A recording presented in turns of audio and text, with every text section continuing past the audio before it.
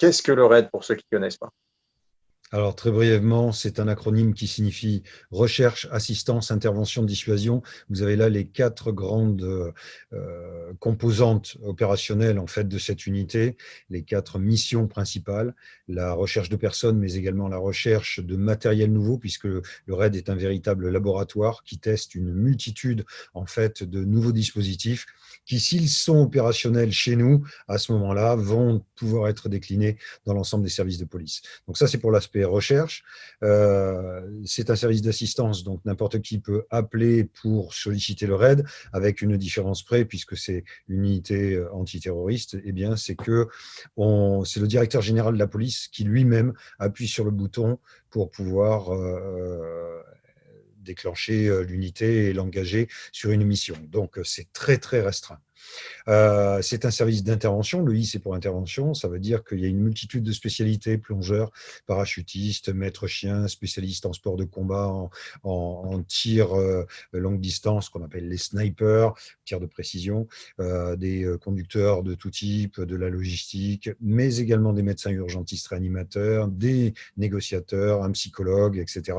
Donc une multitude de gens qui, avec toutes ces composantes réunies, permet en fait qu'à un moment donné, la conjonction de nos savoir-faire et de nos différentes visions des possibles approches de traitement d'un dossier eh bien, aboutissent à la résolution pacifique. Et puis le D, c'est pour dissuasion, parce que c'est une unité qui est engagée régulièrement de manière à faire de la protection rapprochée. Elle est dans certaines ambassades très, très exposée à l'étranger pour la protection rapprochée d'ambassadeurs. Elle est là également pour pouvoir participer sur des missions, on va dire, à l'international, de formation ou autre, ou opérationnelle. Donc voilà, une très belle unité, 500 personnes en tout, sur la force d'intervention de la police nationale. Il y a 200 personnes sur le raid central et puis il y a une dizaine d'entités qui sont régionales et qui vont être au plus près de la crise avec d'excellents professionnels très polyvalents, voilà, qui va pouvoir donc chacune être engagée sur les actions de prise d'otages, de forcenés, de kidnapping et autres opérations d'interpellation de malfaiteurs de tout type. Oui, on Voilà les a pour le vus à RAID. l'œuvre récemment sur les attentats qu'il y a eu il y a moins de 10 ans, hein, donc il y en a eu quelques-uns, et donc souvent c'est le RAID qui est appelé. C'est Euh, simple, en secteur urbain, c'est la police qui intervient, donc c'est le RAID, avec juste une petite précision pour Paris Intramuros, où il y a une première entité donc, qui intervient normalement indépendamment, si elle le peut, c'est la BRI, avec sa composante brigade anti-commando. Et si jamais donc l'affaire est de type Bataclan ou autre, voilà, à ce moment-là, eh bien, le RAID, le chef du RAID prend le commandement de l'ensemble du dispositif. alors, tu as parlé des différents services. On va focaliser sur ton service qui a été la négociation au sein du RAID. Ouais, alors j'arrivais moi de police judiciaire, hein. Pendant 13 ans, je suis, j'ai été un policier, on va dire, tel qu'on les voit dans les films, c'est-à-dire en groupe de répression du banditisme et groupe criminel, à faire donc ce qu'il y a de plus intéressant au niveau investigation et interpellation de malfaiteurs en police judiciaire. Donc j'étais rattaché au CRPJ de Versailles. En 99, j'intègre le RAID pour m'occuper de la partie gestion de crise et négociation.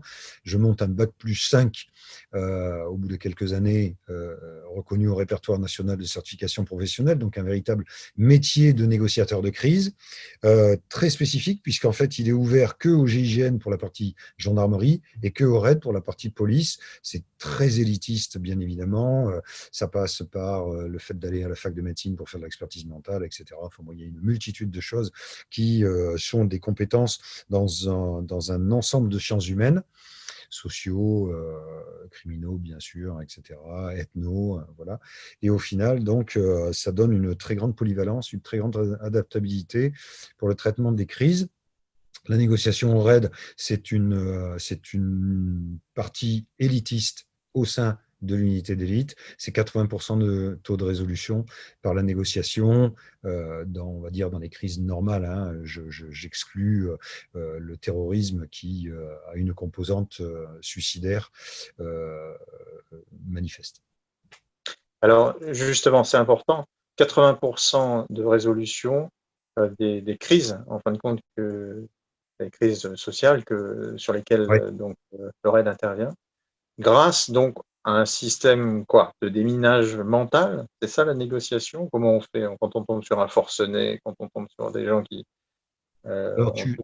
tu as une approche en effet qui est intéressante, c'est que on doit profiler très correctement en fait la personne qui est en face de nous, parce que entre ce qui est affiché et même les demandes qui peuvent être effectuées et la réalité de ce qui se passe dans le psychisme de la personne, il y a parfois un monde, hein, c'est-à-dire qu'il y a des demandes qui sont faites qui peuvent être totalement irrationnelles et les besoins peuvent être tout à fait eux fonctionnels, c'est-à-dire obtenir par exemple un papier comme quoi la personne ne serait pas expulsée de chez elle, ou la récupération de la garde de ses enfants, ou un dossier de naturalisation qui ne se fait pas et sur lequel la personne déprime totalement parce qu'elle se sent dans une impasse, etc. Donc, on désamorce bien sûr des situations qui sont d'une très grande complexité et sur lequel la dimension psychologique est fondamentale. Alors, il y a deux grands aspects, on va dire, sur le désamorçage. Voilà, il y a les crises qui sont des crises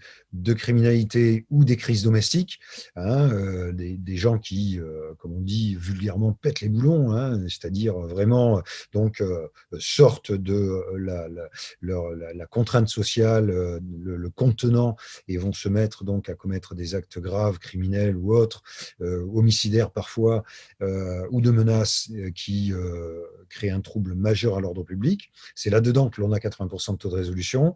Et puis, on a des gens donc, qui sont hors normes, en revanche, et qui constituent un écueil majeur. On a là-dedans tous les extrémistes de tout poil, hein. Ça va des djihadistes, bien sûr, qui sont à vouloir se faire sauter en chaïd dans les rues, quel que soit l'endroit, mais ça passe également par des extrémistes dans des domaines comme la protection des animaux, comme également des groupuscules sectaires, des choses comme ça, donc qui peuvent être particulièrement dangereux. Et puis, tous ceux qui sont psychopathologiques, voilà, donc avec donc, des maladies mentales particulièrement dangereuses, la paranoïa, par exemple, tous les psychotiques.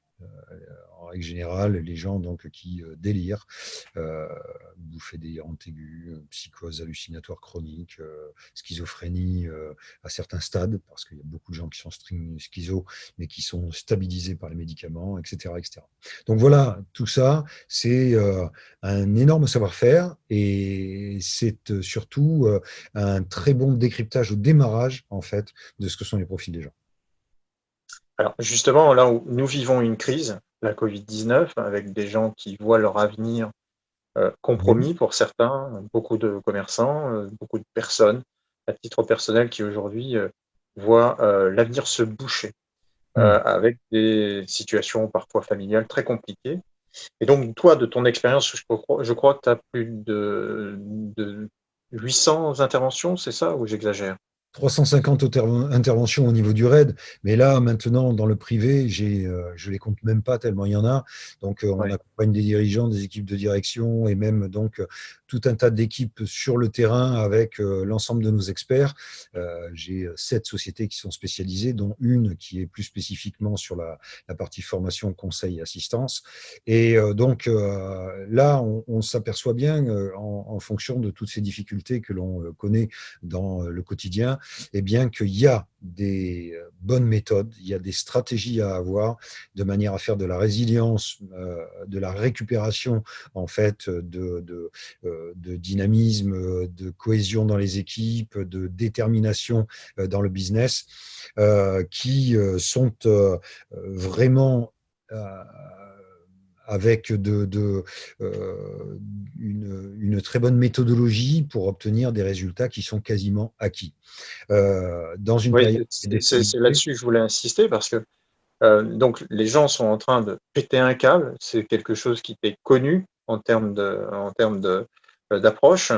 Et donc, on retrouve beaucoup de personnes en entreprise qui, aujourd'hui, elles aussi, se sentent en insécurité et qui commencent à se démotiver profondément.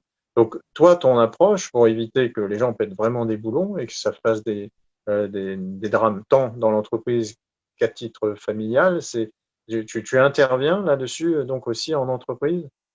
Oui, j'interviens et mes instructeurs interviennent également sur une multitude de domaines, puisqu'en fait, on a des expertises croisées. Il y a des psychologues, il y a des psychiatres, il y a des médecins chez nous, il y a également des policiers de terrain, il y a des gens qui arrivent de profils militaires ou des douanes, il y a des universitaires, des professeurs, etc. Donc, tous ces gens-là amènent donc des modules, des parties en fait de formation qui sont complémentaires et qui vont permettre de ramener un petit peu de rationalité en fait dans une multitude d'impasses que l'on a intellectuelles, cognitives, qui font que au bout d'un moment, on ne broie que du noir dans une situation en fait de gestion de crise et on se dit qu'on ne peut pas en sortir parce qu'il y a une multitude de choses qui s'amoncellent les unes derrière les autres. Ça va être le Covid sur l'aspect sanitaire, mais pas que, hein. La précarité sociale qui est liée, bien évidemment, aux perturbations de travail, c'est quelque chose donc, qui va avoir des impacts de plus en plus grands, avec des entreprises qui licencient, avec des drames personnels et sociaux ou économiques qui sont à la clé. Eh bien, il faut savoir qu'il y a une posture particulière à prendre qui est, on va dire, plus basiquement une espèce de positive attitude qui est qu'il y a toujours des opportunités dans toutes les épreuves que l'on rencontre. Et donc, eh bien, on va travailler là-dessus, sur les opportunités, parfois qui sont des opportunités liées au potentiel même de la personne. Au bout d'un moment, on ne regarde plus nos propres qualités. Voilà. Ensuite, parfois, c'est sur de l'organisationnel, c'est-à-dire il y a des process, des gens se sont trop éloignés de certains process qui sont des process d'efficacité, en termes de management, par exemple, en termes de cohésion des équipes, en termes de conduite de projet et autres. Eh bien, à ce moment-là, il faut remettre de la rationalité là-dedans. Pour certains autres, eh bien, c'est des difficultés qu'ils n'arrivent pas à dépasser parce qu'ils n'ont pas les clés. Donc, il faut ouvrir la boîte à outils et puis amener le maximum de ce que sont nos expériences, croisées la plupart du temps, pour obtenir des solutions qui soient particulièrement bien adaptées à chacun des secteurs. Donc, il n'y a pas une méthodologie unique, il y a une multitude en fait de choses que l'on va mettre ensemble pour pouvoir obtenir du résultat. Merci Christophe. Pour terminer, donc tu t'occupes aussi de la communication de crise des entreprises qui, pour beaucoup d'entre elles aujourd'hui, ont des difficultés à communiquer sur ce qu'est cette crise à leurs propres actionnaires, à leurs propres collaborateurs.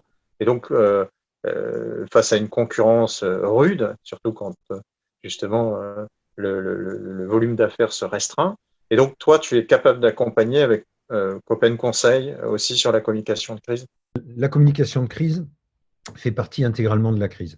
Donc, ça veut dire qu'on peut avoir un très bon traitement technique ou organisationnel en fait d'un événement.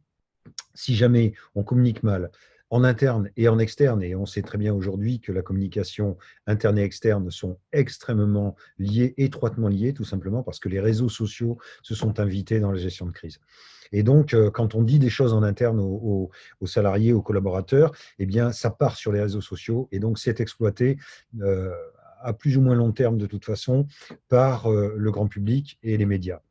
Donc, ça veut dire que on a intérêt en fait à travailler de concert sur avoir une très bonne méthodologie en matière de gestion de crise, indiscutablement. Il y a des points de passage obligés, il y a des normes à respecter, il y a des canevas sur lesquels eh bien, on a l'obligation de passer, par exemple la judiciarisation des choses, on doit évaluer correctement les risques qui sont liés à ça, on regarde les risques réputationnels, on regarde les risques humains, on regarde les risques en termes de pollution, par exemple, dans certains systèmes, ou les impacts qui peuvent avoir lieu sur le long terme, sur l'écologie ou autre, etc. Donc ça, c'est la partie gestion de crise en elle-même.